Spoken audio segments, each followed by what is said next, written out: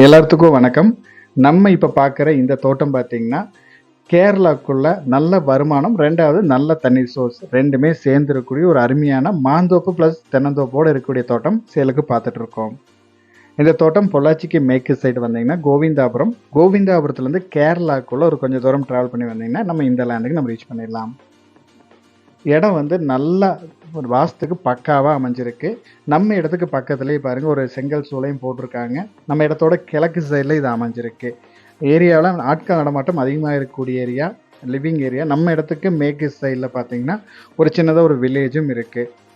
பூமி லைட்டாக வடக்கு சரி பூமி, நீட்டான பூமி. நல்ல தார் ரோட் பேஸில் இந்த தோட்டம் அமைஞ்சிருக்கு. உள்ளுக்குள்ளே பார்த்தீங்கன்னா கிட்டத்தட்ட ஃபுல்லாகவே தென்னை மரங்கள் ப்ளஸ் மாமரங்கள் போட்டிருக்காங்க. தண்ணீர் வசதி அப்படின்னு பார்த்தீங்கன்னா தனி கிணறு, அதுவும் இந்த கிணறு பாருங்கள், தனி கிணறு ஜல மூலையில் வந்துடுது. ஃபுல்லாக ரிங்கு போட்டிருக்காங்க. நம்ம இன்னும் கொஞ்சம் மேலே எக்ஸ்டெண்ட் பண்ணால் பண்ணிக்கலாம். தனி கிணறு, ஈபியும் ஃப்ரீ சர்வீஸ் வந்துடுது. தண்ணிக்கு குறையே இருக்காது. டோட்டலாக ஒரு 200 தென்னை மரங்கள் இருக்குது. எல்லாமே ஒரு 20 வயசு தென்னை மரங்கள். எல்லா மரமே நல்ல காப்பில் இருக்குது. ஒவ்வொரு மரமும் அவ்வளோ காப்பில் இருக்குது. அதுவும் நல்லா உங்களுக்கு வருமானம் வந்துட்டுருக்கு. இதுவே நீங்கள் கல் கொடுத்தாலும் இன்னொரு வருமானம் வரும்.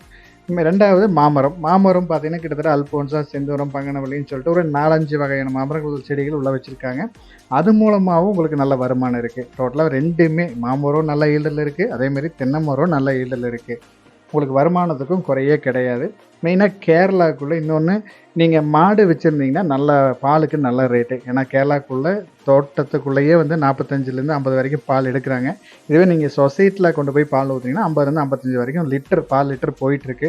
அதனால் ஒரு 10 மாடு வச்சுருந்து ஒரு ஆட்கள் வேலைக்கு வச்சுட்டிங்கனாலும் நல்ல இன்கம் வந்துட்டுருக்கும். ஓரளவுக்கு ஒரு அளவான இன்வெஸ்ட்மெண்ட்டில் ஒரு நல்ல ஒரு வருமானம் பார்க்கணும்னு நினச்சிங்கன்னா இந்த ஏரியா கேரளாக்குள்ளே நீங்கள் இடம் வாங்கும்போது நல்லாவே உங்களுக்கு நல்லா இன்கம் வைஸாக நல்லாயிருக்கும்.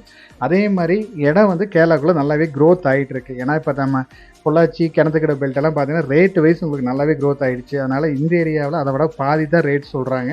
அப்படிங்கும்போது வாங்கி வச்சாலும் உங்களுக்கு இன்னும் நல்லா ரேட்டும் க்ரோத் ஆகும், அதேமாதிரி வருமானம் ரெகுலராக வந்துட்டுருக்கும். இந்த தோட்டத்தோட ரேட் அப்படின்னு பார்த்தீங்கன்னா ஏக்கர் வந்து 40 லட்சம் ரூபா கேட்குறாங்க. நல்ல ஒரு அருமையான தோட்டம், விலையும் கம்மி. இது தென்னை மரம், மாமரம் எல்லாமே சேர்ந்துருக்கு. டோட்டலாக ஏக்கர் வந்து 40 லட்ச ரூபா கேட்குறாங்க. நீங்கள் தோட்டத்தை விசிட் பண்ணுங்கள். தோட்டம் பிடிச்சிருந்தா அனுசரித்து பேசிக்கலாம். தேங்க்யூ ஃபார் வாட்சிங்.